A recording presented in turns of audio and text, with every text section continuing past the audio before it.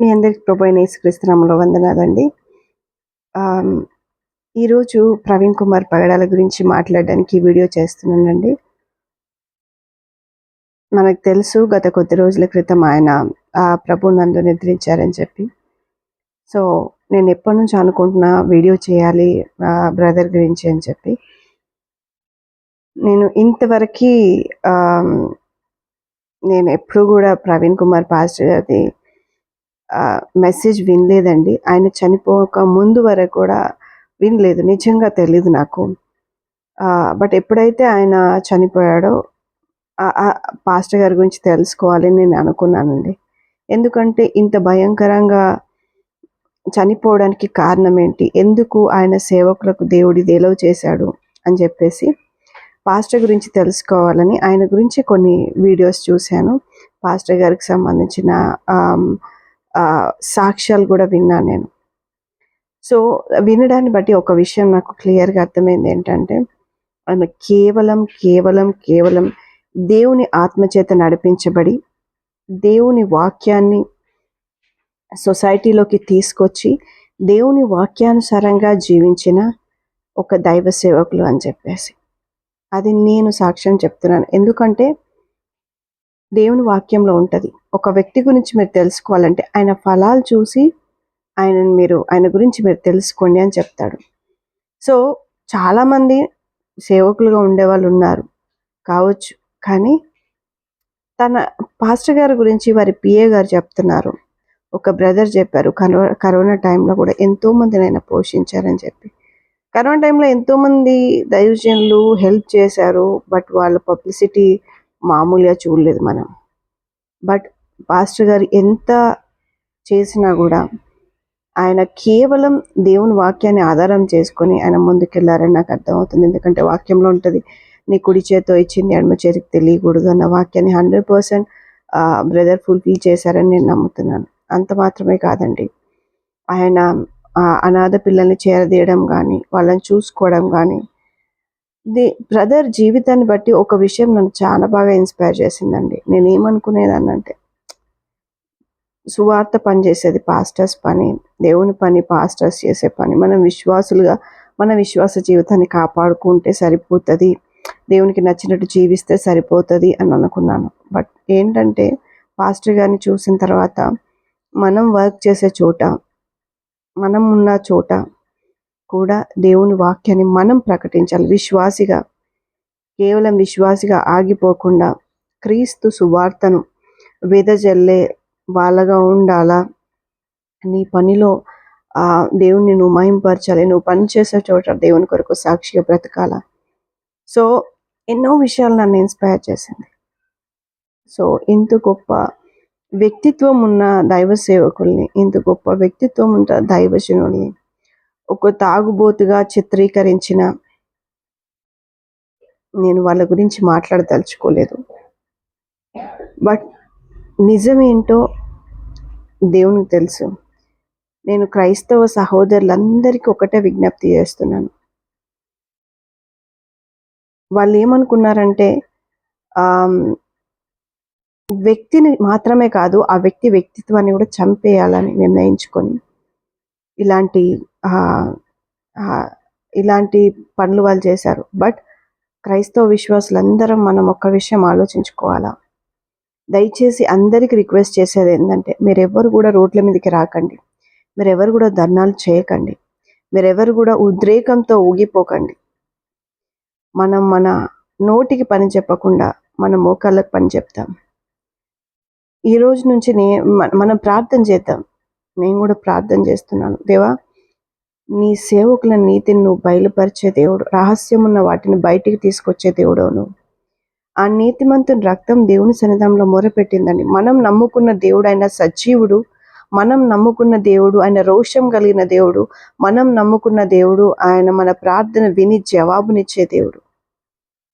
So, మనం నమ్ముకున్న దేవుడు ఆయన మాట్లాడే దేవుడు, ఆయన న్యాయాధిపతి, నీతి న్యాయములు ఆయన సింహాసనంకు ఆధారం. కాబట్టి మనమందరం ప్రార్థన చేద్దాం.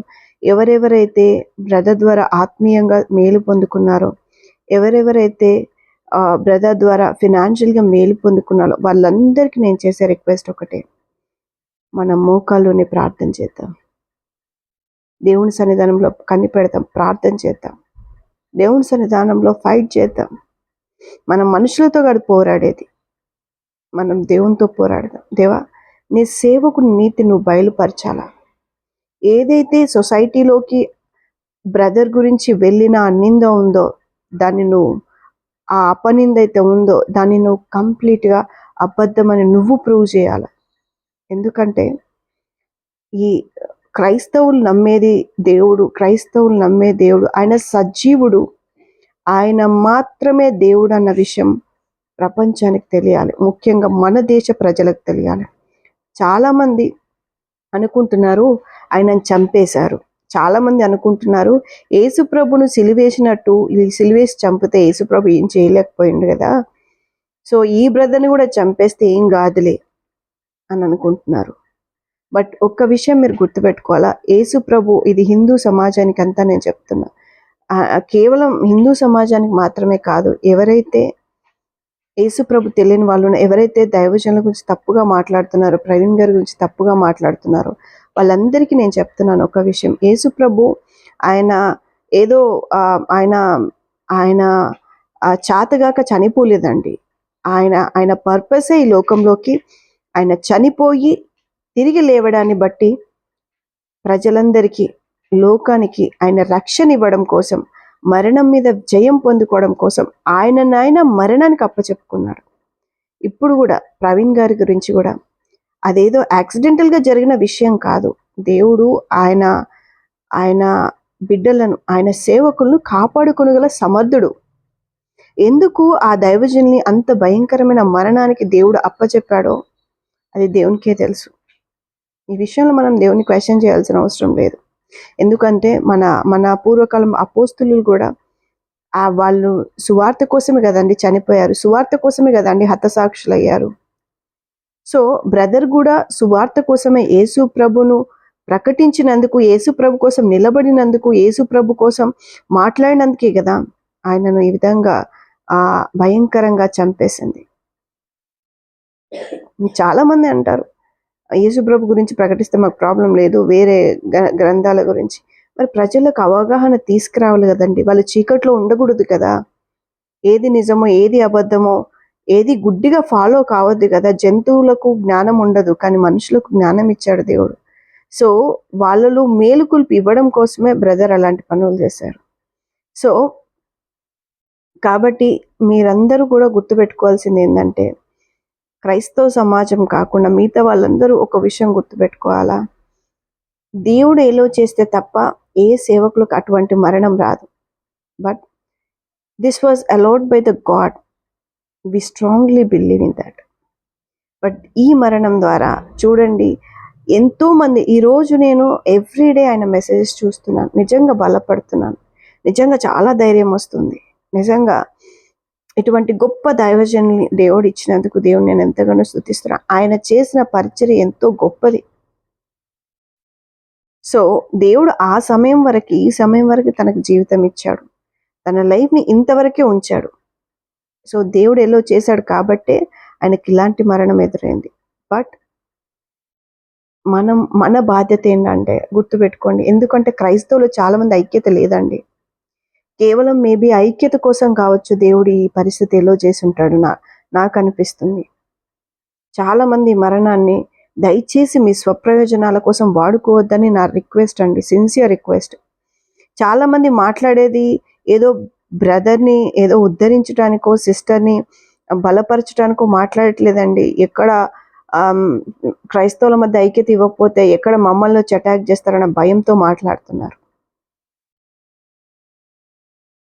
నిన్న నేను కొన్ని వీడియోస్ చూశానండి, అజయ్ బాబు గారు మాట్లాడారు, అందుకే ఆయన తీసుకెళ్ళి జైల్లో వేశారు. ఆయన జైల్లో నుంచి వచ్చిన తర్వాత సెలబ్రేషన్స్ ఎందుకండి, దేనికోసం అండి సెలబ్రేషన్స్? కేక్ కట్ చేయడము, స్వీట్ పెట్టుకోవడము ఎందుకండి? తోటి సహోదరుడు చనిపోయి ఆయన గురించి ఇంత భయంకరమైన వార్త వస్తే నీ ఫ్యామిలీలో, నీ కుటుంబంలో నీ అన్ననో నీ తమ్ముడో ఆ విధంగా చనిపోయి, ఆ విధంగా కనుక ఆయన గురించి చెడుగా వార్తలు సర్క్యులేట్ అవుతుంటే నువ్వు కేక్ కట్ చేసుకొని స్వీట్లు తినగలుగుతారా అండి? తల మీద అది పెట్టుకొని పూలదండ వేసుకొని ఏంటండి ఈ బతుకు? ఏంది జీవితం? ఇలాంటి బతుకు బతికే వాళ్ళు ఎందుకండి సేవలోకి వస్తారు? ఇలాంటి కనీస అవగాహన, కనీస బాధ, కనీసమైన ఇంకితం లేకుండా ఎందుకు సేవ చేస్తారో నాకు తెలియట్లేదండి. ఆ బ్రదర్ నీ సేవకున్నని చెప్తారని, బ్రదర్ ప్లీజ్ మీరు go and do the job. మీరు ఏదైతే అడ్వకేట్గా అది కంటిన్యూ చేసుకోండి, బెటర్. ఆయన వెళ్ళేటప్పుడు నాకు 2 పిల్లలు ఉన్నారు, నాకు నా పిల్లలు అని చెప్పి మాట్లాడారు. ఆయనకు దేవుడు సంఘాన్ని ఇచ్చాడు. ఆయన రెచ్చగొడుతున్నాడు క్రైస్తవులను. ఎందుకండి మీరు రెచ్చగొట్టడం క్రైస్తవులను? ప్రతి ఒక్క విశ్వాసులకు మీ సేవకుల్ని కాపాడుకోవాలా? ఎందుకండి అట్లాంటి స్టేట్మెంట్స్ ఇస్తారు? కాపాడేది మనం నమ్ముకున్న దేవుడు కాదా? యేసుప్రభుని కూడా పట్టుకున్నాడానికి వచ్చినప్పుడు పేతురు చెవు నరికితే ఏమంటాడు తెలుసా? నేను అడిగితే తండ్రి పంపిస్తాడు సైన్యాన్ని నన్ను రక్షించడానికి, బట్ నన్ను నేను అప్పచెప్పుకుంటున్నానని చెప్తాడు పేతురుని. ఒక విశ్వాసి అండి సేవకుల్ని రక్షించేది.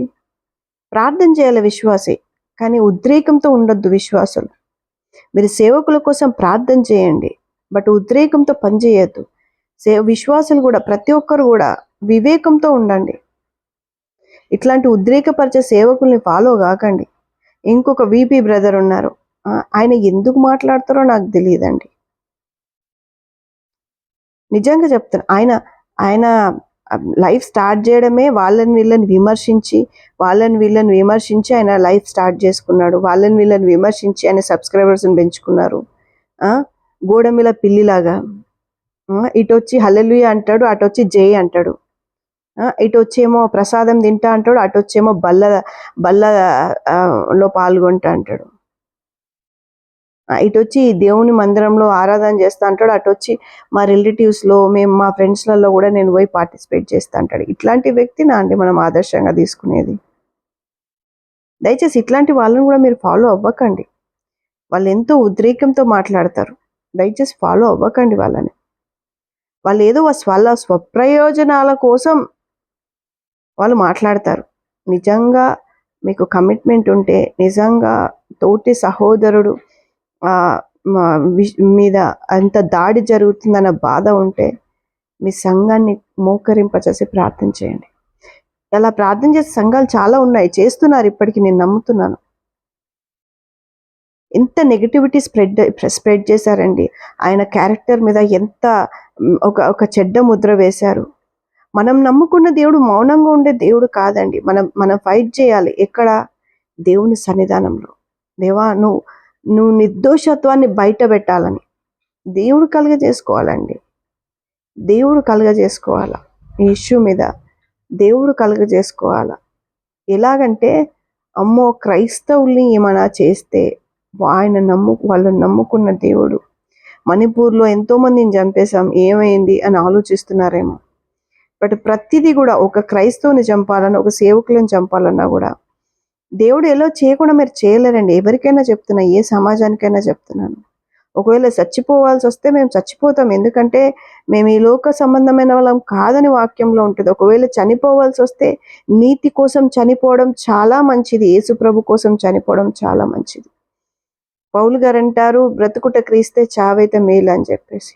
ప్రతి క్రైస్తవుడు అట్లా మనం సిద్ధపడాలి. చావుకు భయపడి అయ్యో నేను చేసే సేవ ఏమవుతుందో ఆలోచించదు. అలా ప్రవీణ్ అన్నకి ఎన్నో థ్రెటన్ కాల్స్ వచ్చినా కూడా, ఎంత భయంకరమైన థ్రెట్ ఉందని తెలిసి కూడా ఆయన ఒక 10 మందిని పెట్టుకోలేరా అండి? బౌన్సర్లను పెట్టుకోగలుగుతారు, ఆయన ప్రొటెక్షన్ ఆయన చూసుకోగలుగుతారు. కానీ ఆయన సంపూర్ణంగా దేవుని పైన ఆధారపడే ఒక దైవ సేవకులు కాబట్టి, ఆయన ప్రతి పరిస్థితిని దేవుని చేతిలో పెట్టాడు కాబట్టే ఆయన ఈరోజు గొప్ప సాక్షిగా దేవుని కోసం నిలబడ్డాడు.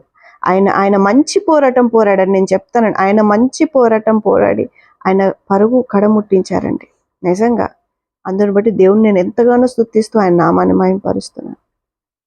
దయచేసి ఎవ్వరు ఉద్రేకంతో పనిచేయద్దండి. క్రైస్తవులం చూడండి, సౌలు చంపుదామని చెప్పేసి భయంకరమైన సైన్యంతో వచ్చినప్పుడు దమస్కులో ప్రజలందరూ ఏం చేశారండి? మోకరించి ప్రార్థన చేశారు. ఎవరండి ఎన్కౌంటర్ చేసింది సౌలుని? పరిశుద్ధుడైన దేవుడు యేసుక్రీస్తు ప్రభు ఎన్కౌంటర్ చేశారు. ఆయన కావాలనుకుంటే ఆయన సేవకుల్ని కాపాడుకోలేరా అండి? కాపాడుకోగలుగుతారు. కానీ మనుషులకు బుద్ధి రావాలంటే నిజంగా ఇలాంటి సేవకులు బలవ్వాలేమో అనిపిస్తుంది. క్రైస్తవుల ఐక్యత రావాలంటే కనీసం ఇలా జరగాలేమో అనిపిస్తుంది. ఇప్పుడన్నా మేల్కొల్పండి. వ్యాపారాలు చేయకండి సేవను. వ్యాపారాలు చేసి మీకు మీరు పెద్ద పెద్ద బిల్డింగ్లు కట్టుకోకండి. విశ్వాసులకు ప్రార్థన చేయడం నేర్పించండి. విశ్వాసులకు పరిస్థితులను బట్టి ఏ విధంగా మసులుకోవాలో, పరిస్థితులను బట్టి ఏ విధంగా దేవుని దగ్గర ఆ దేవుని దగ్గర మనం ఏ విధంగా పోరాడాలో నేర్పించండి. వాళ్ళకి థ్రెట్ ఉందని చెప్పేసి అండర్ గ్రౌండ్లోకి వెళ్ళి దాక్కోవడాలు, బౌన్సర్లను పెట్టుకొని ప్రొటెక్షన్స్ పెట్టుకోవడాలు, అట్లా చేసే వాళ్ళందరూ కూడా అవిశ్వాసులే నేను నమ్ముతున్నా అండి.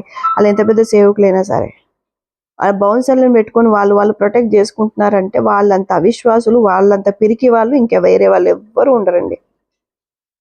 అంటే వాళ్ళ దృష్టిలో మమ్మల్ని దేవుడు కాపాడలేరు, మమ్మల్ని మేము ప్రొటెక్ట్ చేసుకోవాలని నమ్మేవాళ్ళు. అజయ్ బాబు గారు చెప్పారు కదా, మీరు చంపేస్తే మేము చావాలా, మమ్మల్ని ప్రొటెక్ట్ చేసుకోవద్దా? చేసుకోలేరండి మీరు. దేవుడు యెహోవా కాపు కాయని ఎడల కావులి వాడు మెలకు ఉంటే వ్యర్థమనే వాక్యంలో ఉంటుంది.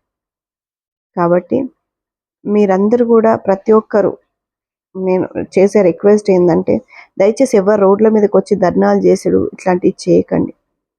మన బలం, మన ధైర్యం, మన అతిశయం మన దేవుడు. సో ఇంత గొప్ప సేవకుణ్ణి కోల్పోవడం నిజంగా ఎంతో బాధాకరమైన విషయం. బట్ ఆయన ఏదైతే నిజంగా మనం we must thankful to the sister Jessica Pagadala గారు.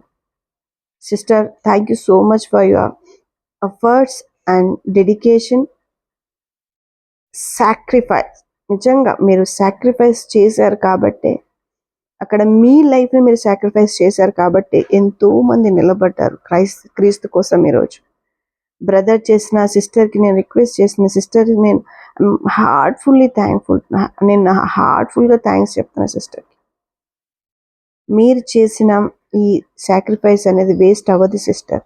ఎంతోమందిని దేవుడు లేపుకుంటాడు, ఎంతోమందిని దేవుడు నిలబెట్టుకుంటాడు. బ్రదర్ లైఫ్ అనేది it is an example, real example.